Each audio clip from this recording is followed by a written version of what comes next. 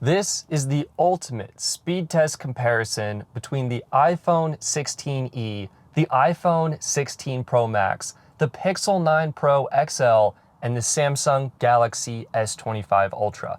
Now, why are we doing this test? Because it turns out all of these phones have a different cellular modem. The iPhone 16e has Apple's brand new C1 modem. This is custom built by Apple and brand new to the industry. The iPhone 16 Pro Max has the Qualcomm Snapdragon X71 modem. This is a custom modem built for Apple's new iPhone that is a modified version of the X70 modem. Then we have the Pixel 9 Pro XL, which is using Samsung's Exynos 5400 modem. Lastly, we have the Galaxy S25 Ultra using Qualcomm's Snapdragon X80 modem, the latest and greatest of the bunch. Now, there's one thing you should know at the start of this video before we get to testing these phones in areas with C-band, LTE, strong signal, weak signal, interference, and possibly even congestion.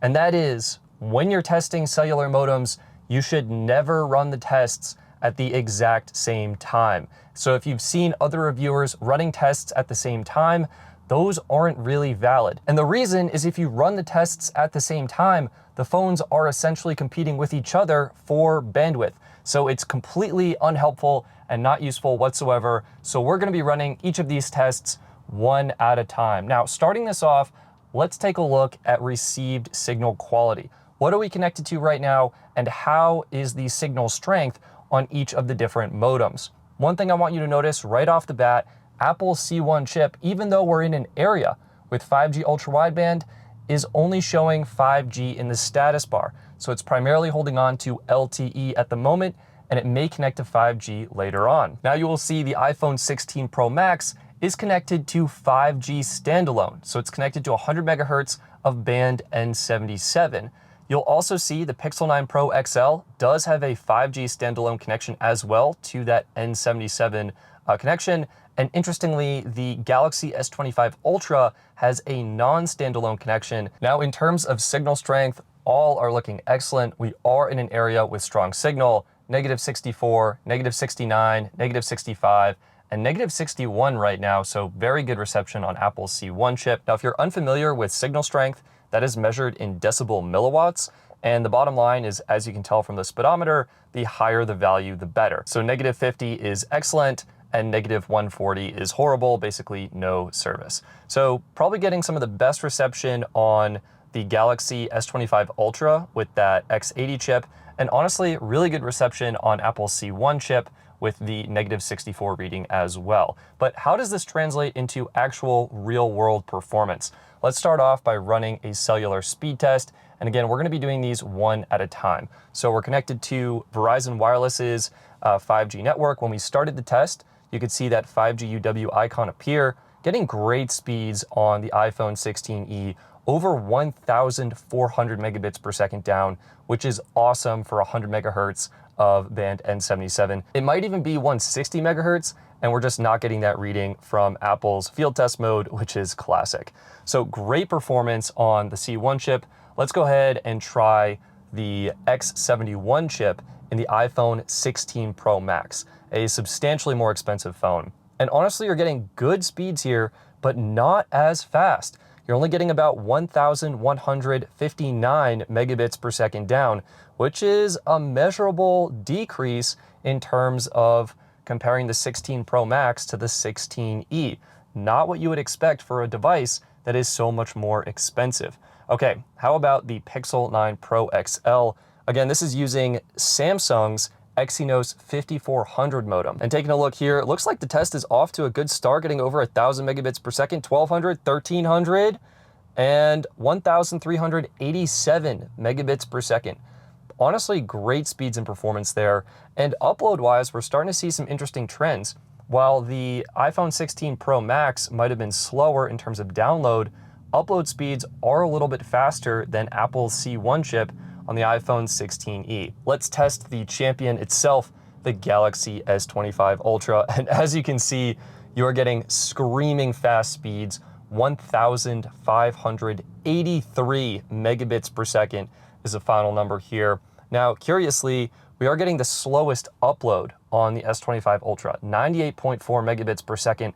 That is about half of what you're getting on the Pixel 9 Pro and the iPhone 16 Pro Max. But looking at this lineup, we had the Galaxy S25 Ultra in first, then we had the iPhone 16e in second, then we had the Pixel 9 Pro XL and the iPhone 16 Pro Max in last.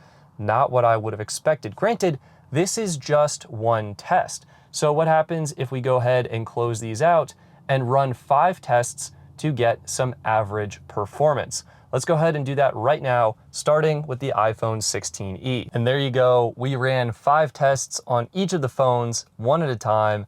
Galaxy S25 Ultra in first, Pixel 9 Pro XL in second, iPhone 16 Pro Max in third, and iPhone 16e in last. And just to show you, I did confirm this is 160 megahertz of N77. You can see that right here under bandwidth, 100 plus 60 megahertz. Most interesting to me is actually the upload performance. Even though the S25 Ultra had killer download, it was pretty slow in the upload, getting 105 megabits per second on average with a peak of 114 megabits per second. Compare that to the Pixel 9 Pro XL, and you're getting almost double the performance, 192 megabits per second on average with a peak of 198 megabits per second on the upload. iPhone 16 Pro Max, pretty great device overall, great download speeds, around 1,190 on average, and great upload, 172 megabits per second on average. And then Apple C1, pretty slow, honestly, in terms of the other devices. Now, we just saw it get faster download speed, so I'm a little unsure how come it was slower during the multi-test, but for whatever reason it was, and it was consistently slower. It peaked at 998 megabits per second on the download and just 102 megabits per second on the upload. Definitely good performance for a more budget phone, but also not in line with the more flagship devices such as the Exynos 5400 or the Qualcomm Snapdragon X80 chip. But what happens on LTE? Now let's do an LTE test. I've switched all of these phones to be in LTE mode, and I think this will be a great opportunity to test the carrier aggregation capabilities, because it looks like we're carrier aggregating a bunch of different bands on Verizon, on LTE in this specific location. You can see it's 10 plus 10 plus 20 plus 10 plus 10 megahertz. So let's see again what the signal strength is like on all devices. That's what we got. Let's go ahead and jump in and start running some tests here. Let's start off with that Apple C1 modem in the iPhone 16e. Let's see what kind of performance we're getting on Verizon's LTE network. Again, it is aggregating a bunch of bands together for some pretty impressive throughput, over 350 megabits per second. How is that going to stack up with the Galaxy S25 Ultra? I don't know, and I am so curious to find out. All right, iPhone 16e completed, 355 down, 37.6 up. Let's go ahead and try the iPhone 16 Pro Max. Again, all of these are connected to the same server, so performance should be pretty equal. And oh my gosh, look at that. LTE performance over 440 megabits per second down. That is exceptional. Again, with carrier aggregation, the phone is combining the bandwidth from different antenna bands into one connection for some pretty impressive results. 448 megabits per second down, 31.2 megabits per second up. Let's try the Pixel 9 Pro XL, and then we've got the champ Galaxy S25 Ultra with that X80 modem. Pixel 9 Pro XL starting off strong, great speeds, and on the upload, it looks like it's getting about 30 megabits per second, 32, pretty in line with the other devices. And there the test finished, getting 430 megabits per second down and 35 megabits per second up. And lastly, we've got the champion itself, the Galaxy S25 Ultra. Let's see what kind of performance this can push with the carrier aggregation. Starting off a little bit slower than I would have expected, honestly. 356 megabits per second. Guys, that is just 1 megabit per second faster than the iPhone 16e. What is happening right now? And then 32.3 megabits per second on the upload. So quick look at these results. You can see upload performance, very similar between all of them. Download performance is where we can see some huge differences. So surprisingly, in first place, iPhone 16 Pro Max, 448 megabits per second down. Second place, Pixel 9 Pro XL, 430 megabits per second down. Third place, Galaxy S25 Ultra, 356 megabits per second down. And literally by 1 megabit per second in fourth place, we have the iPhone 16e. You know what? I'm gonna give the Galaxy one more chance. This is totally unfair, but I'm just so curious if it can get even faster speeds than what we saw on that first test. And yeah, there we go. That looks a lot better. 431 megabits per second, honestly, right in line with what we were seeing on the other devices. And that could have been like, hey, maybe the network was a little bit more congested during that first test, which is why we got slower speeds. But there we go, much better performance on the S25 Ultra. And honestly, if we're doing retakes here, let's give the iPhone 16e one more chance, see if it can't beat its previous record of over 350 megabits per second. And it's going, doesn't look good. Looks like it is topping out just at, 351 megabits per second down. That is the performance. Shockingly though, upload speeds are really good. They're the fastest here now. 37.2 megabits per second on the upload. Of course, one test doesn't tell the full story, so let's go ahead, let's close all of these, and we'll use the multi-test feature in the coverage map application to go ahead and run 5 back-to-back tests on all devices and come back with the results. And there we go, the results are in and they are surprising. So in first place, we have the Galaxy S25 Ultra. In second place, the Pixel 9 Pro XL. In third place, the iPhone 16e with Apple C1, and then in fourth place, the iPhone 16 Pro Max, actually getting measurably slower speeds here. I'm not sure why. Maybe it wasn't connecting to a certain band or frequency, but those are the results. Very fascinating to see. Overall, again, good performance on Apple C1 chip, especially compared to the other devices, but it's still not quite as fast as the flagship chips here in the Pixel 9 Pro XL and the Galaxy S25 Ultra. And honestly, I will give the iPhone 16 Pro Max one more shot here because that was very curious. And oh my gosh, look at these new results. iPhone 16 Pro Max went from last to first. It averaged 434 megabits per second down with a peak of 456 megabits per second. So that is how these different modems compare when doing carrier aggregation on Verizon LTE. Apple C1 modem, it did a great job, but it's still not quite in line with the more premium modems in the iPhone 16 Pro Max, Pixel 9 Pro XL, or Galaxy S25 Ultra. But of course, all of these tests that we've run so far have been in areas with great reception. We're right next to the tower, we're getting very strong signal, and we're able to run these tests and get great performance. What happens with these modems when we run the tests in areas with weak signal? We are now in an area with even weaker signal across the board, and what I would consider pretty close to cell edge. We are kind of in the middle of nowhere here, out in the wilderness. So we're getting negative 117 decibel milliwatts on the Galaxy S25 Ultra, negative 122 on the Pixel 9 Pro, negative 126 on the iPhone 16 Pro Max. And interestingly, the actual best reported signal on the iPhone 16e at negative 112 decibel milliwatts. So kind of interesting, but how does that translate to performance? Let's start with the iPhone 16e. Again, we're in an area with weak signal, but this did report the strongest reception of the phone, so we'll see what speeds are like. And as you'd imagine, out here in the middle of nowhere, speeds are pretty slow, getting just over 2 megabits per second on the download, finishing up with an official speed of 2.28 megabits per second. And the upload, also quite slow, getting just around 1.5, even slower, 1.4 megabits per second. Let's see what it finishes at. 1.43 megabits per second as the final result. Now onto the iPhone 16 Pro Max, and ping time looks like a little bit higher ping, 67 milliseconds. Performance looks like it's getting slower speeds on the download, just 1.5, just about 1.57 megabits per second down, very slow. Upload performance though, whoa, that was crazy. It was like the iPhone 16 Pro was overly enthusiastic there. and then it slowed down quite a bit. Looks like we're getting even slower speed, 0.12 megabits per second as the final result. That's slow. That's kind of what we were seeing before, honestly, though. And now we've got the Pixel 9 Pro, and it looks like this was off to a little bit of a stronger start, but then slowed down even more. And now it's picking up speed 1.3, 1.5, 1.6, 1.7. Okay, there we go. Finishing with a final result of 1.9 megabits per second on the download.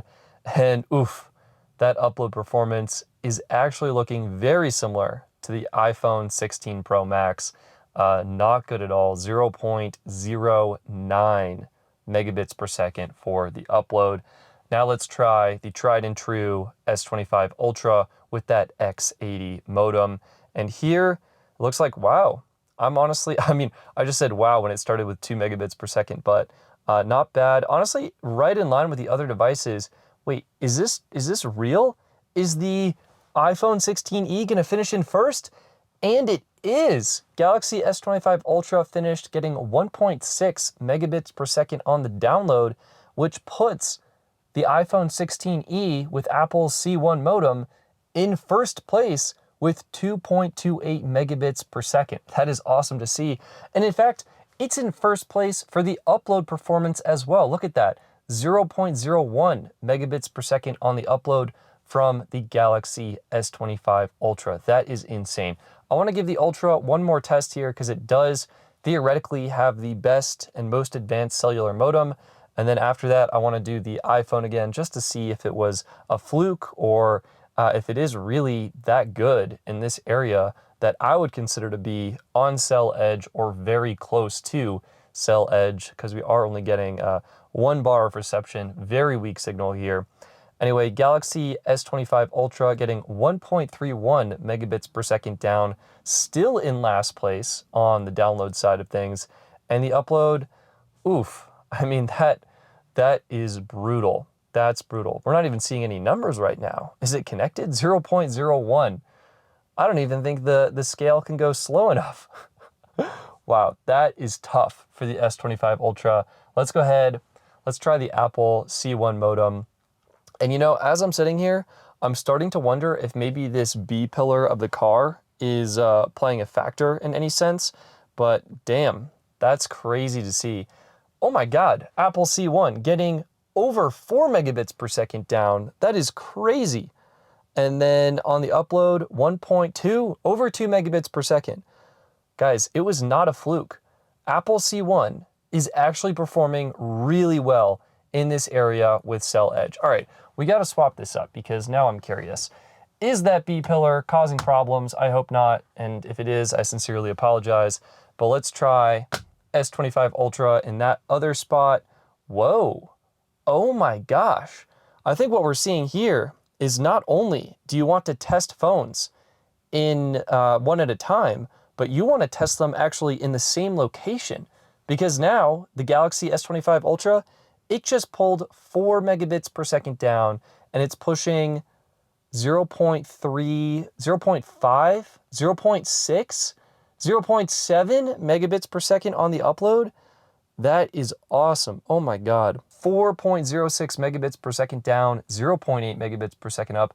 It does kind of seem like this B pillar was interfering with the S25 Ultra. So I definitely apologize for that, you guys.